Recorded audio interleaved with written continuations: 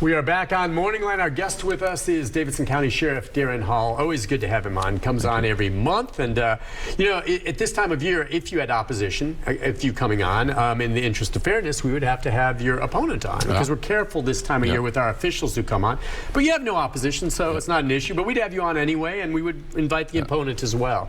A lot of sheriffs may be up for races right now. I'll tell you what, funny, this is just a weird irony in life. Literally, the election is 1 week from yesterday. And so I hope people get out and vote. I do too. Please go do that. So 20 years ago, right now, 20 years ago today, I would be, or yesterday, I would be working at some early voting poll, begging for the vote for the first time ever. Most people didn't think we were going to win, and of course you're doubting it yourself. Nervous wreck. Worked hard for a year to do this thing.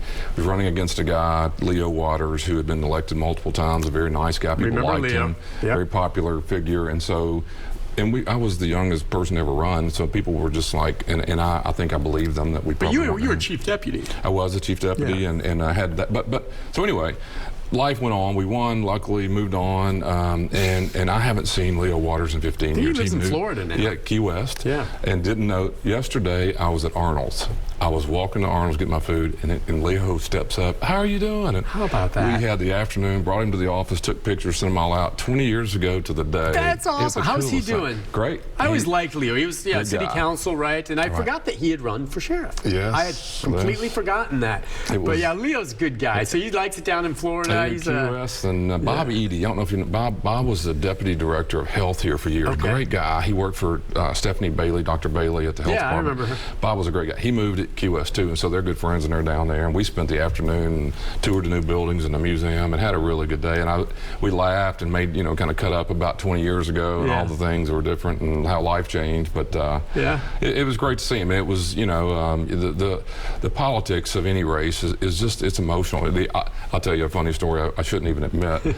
I didn't go to Arnold's for 15 or 18 years. I wouldn't step foot in there because they had a Leo Waters sign in the window. If I'm honest, I would not go. And that's fair enough. You just get, it's emotional, and again, that's so silly, but that's the truth. And there's a lot of things that go on. My dad was involved with politics, and I remember friends and people who wouldn't support you because they had allegiance to other people, and I learned a lot out of that. I learned that people who are honest mean a lot more to me. I mean, if you told me I can't support you, I'm supporting someone else, I grew to respect that. And why? Yeah. I can't stand the people. I can't stand it when people would tell you something and you look up and they would be supporting the other person and couldn't even, and so I've learned to do that. People ask me for your own support, I'd say I can't. But anyway, it's no, it's good. I'm glad you shared that. Leo was back in town, probably visiting friends. He has a lot of them still here. Really good person. Let's squeeze in a few calls. We've got 2 or 3 here. We'll try to get through, and we'll start with Mike. Mike, good morning. Hi, Mike.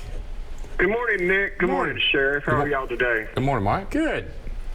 Sheriff, you're just with your legal background, I got a question for you. I want to see your thoughts on it. There was 81 guns stolen out of unlocked vehicles in Davidson County in the month of February alone.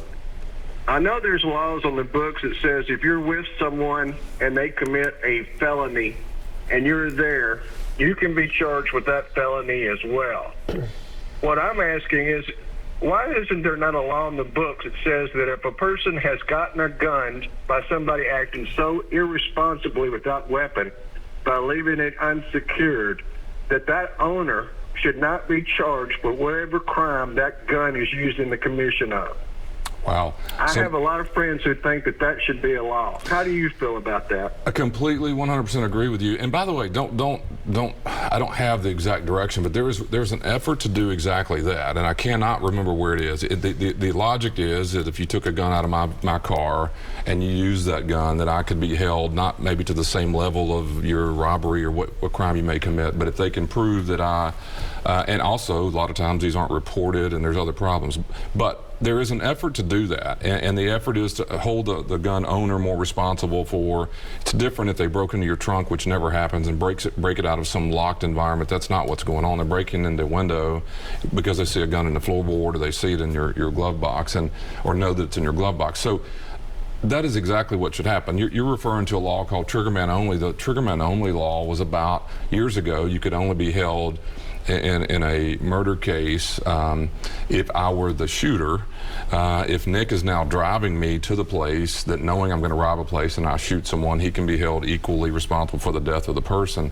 So it's the same principle. If a person is so, laxed with their own responsibility of the gun, then I agree with you completely. There are too many guns floating around anyway, and it's too easy to put your hands on guns for.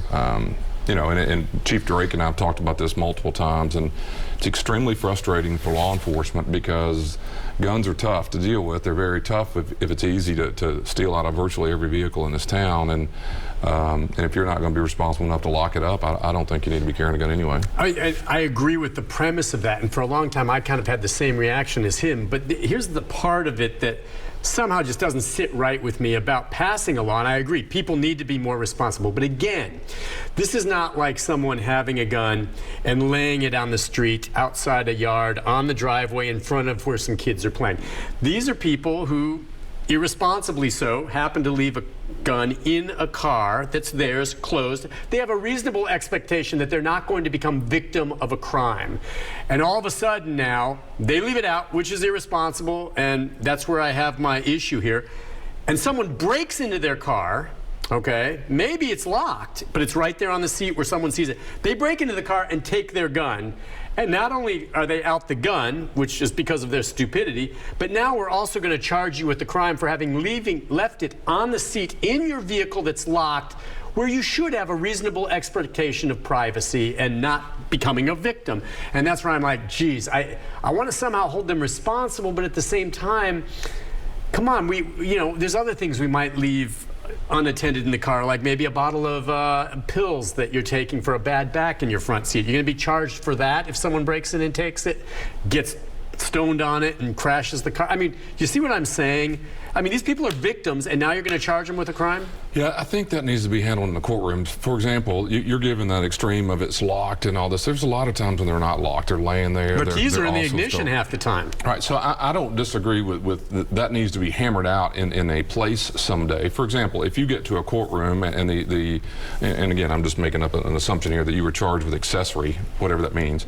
You get to a courtroom and the defense that you use is, look, my car was locked, both the windows were broken out, it was in the glove box, it was also locked. I mean, I think that would all be dismissed because you did very little, or you did as much as you could do within the vehicle. What Mike's talking about, though, is much more common. Is the guns aren't secured very well. I mean, they're not, there's true. And I think the future is going to be this. I think vehicles are going to be built with locks, basically locked cabinets. I mean, if you'd have told me this 30 years ago that every car would have a gun, I wouldn't believe you. Every These car days, a bunch has of a gun, people. virtually. I mean, virtually. So my point is, why not build it into the vehicle? Yeah. Where there's a secure place to leave your handgun, and maybe that helps both arguments. It's secured where it's supposed to be. Make it difficult to get the gun out of there once you break in the car. I mean, that's where we are. We're at a point where the guns are loosely, if you want to say it that, secured, and and by the way, it's not unusual. I mean, it's a difficult. If a gun like that law passes, what you're going to have, one side effect of that is people will stop reporting them being stolen. If they know it was stolen from the car under the meat. Now, it's one thing if someone breaks in your house and takes your guns, you're going to report that. But if you have a gun on your front seat and someone breaks in and steals it, and if you report it and they find it and it's used in a crime, it's going to come back and they're not going to report it. I wouldn't. That's fair. Now, then, what if you're responsible to report a gun stolen and you didn't? Well, I'm not. We found the gun that's I'm going registered to take the fifth. The fifth is if I'm reporting it, so that responsibility goes out the window on the constitutional thing. If I'm going to report this gun being stolen, and then you're going to charge me with a crime for leaving it on the front seat of my car, I'm taking the fifth. You can't pass a law that forces me to testify against myself. You can take the fifth, sixth, seventh, eighth. It doesn't matter to me. Here's the deal: you're going to be arrested the next time because the gun that you didn't report was used in a robbery. It was registered to you. You didn't report it. There's a double. So now no, but you'll have to prove that it was in an irresponsible location. It was registered to you. Did you file any report that the gun was stolen or gone? No. So it's registered to Nick Barris. It was used in the robbery. Okay. So what are you going to plead this time? Okay, so I'll say it was stolen. Good. You didn't report it. That's the problem. You're at fault for not reporting the stolen gun. Well, I mean, And it was registered to you. You have a responsibility to report if you're going to be charged with the crime for reporting a stolen gun, you're going to have a problem in a legal challenge there. That's going to come up. Now, you're right. That will go against the law. So you're required to report a gun that's stolen. That's the law. But if you realize that you report it, you face a criminal charge. You can see how there is going to be a clash there. Right. I mean, it's a little bit like your car, though. I mean, you report your car stolen so it can be found, right? Sure. But you're right. I mean, if you fear, if I report what happened, then I also am going to be held responsible. I can see where that's going to be a challenge. But you so I'm not saying charges won't be brought, but you're going to have a battle in court over that. That's right. And I think the ultimate. I mean, Mike's point is right. I mean, he says 81. I'm sure he's right. Think about what he said. I think he said the month of May. Oh yeah, the numbers just came out. It was off the charts. Okay, Every month, it's ridiculous. It's ridiculous. Think about that. I mean, that's 81 guns that were stolen. What about the ones that were just given away? What about the ones that were purchased? I mean, there's thousands of those exchanges going on all the time. And so the effort is, you're putting guns in the hands of people. I mean, I tell people this all the time. They don't break in your car because they want the car. Right. They're wanting what's in it. And it used to be money and drugs. It's now guns. That's what they're looking for. Well, and the truth is, too, a lot of those cases, the same report that comes from the PD says the guns are stolen and correlation, cars stolen at the same time. Because it is incredible. They're unlocked. There's a gun on the seat and there's a key in the ignition. And I'm like, are you asking to be a victim? I honestly wonder, who is doing this? No, I agree. I mean, not the thieves. Who is leaving their possessions like that? No, I agree. And every month the PD sends it out. And it's usually 60, 70. Yeah.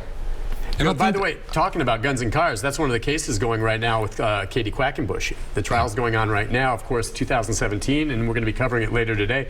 She had a gun in her vehicle, took it out, shot a homeless individual after there was a dispute. Now she's charged with attempted, murder. But we see that. A lot of people carrying guns for protection, and she's arguing she used it in self-defense. A lot of guns out there. Did you watch any of that testimony yesterday? I didn't see much of it. I've read about it. So she took the stand. There's a risk when you take the stand in any case of opening a door. And she opened a door, and that was a cross-examination that did not go well for her. Listen, on that note, you can go back on and look at what we were talking about. We'll take a break. When we come back, Beverly and others, we're going to get to you. Much more to talk about with the sheriff, including the fact that he is scheduled to be a witness for an upcoming execution that was set to go but was postponed. And my understanding now, it may be reset for June. We'll talk about that when we come back.